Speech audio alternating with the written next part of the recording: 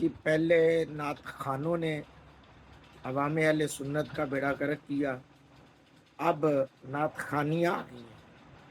ذرا اس نعت خوانی کی سن لیں، اور افسوس ہوتا ہے عوام اہل سنت پر اور میرے مسلک کے غیور مجاہدین پر کہ یہ سب کچھ کیوں ہو رہا ہے، اور محافل کے نام پر میرے مسلک کو بدنام کیا جا رہا ہے۔ ذرا دیکھیں۔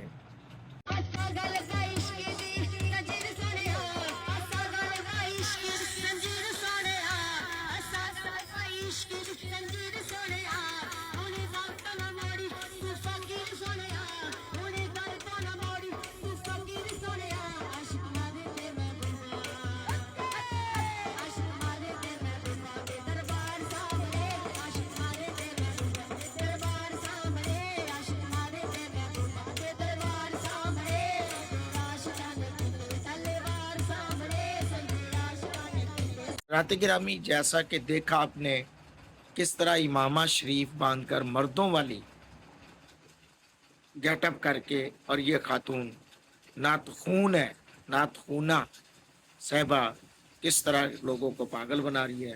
اسلام کے نام پر کس طرح لوگ بھی پاگل ہیں، اپنا روپیہ پیسہ ہر چیز برباد کر رہے ہیں۔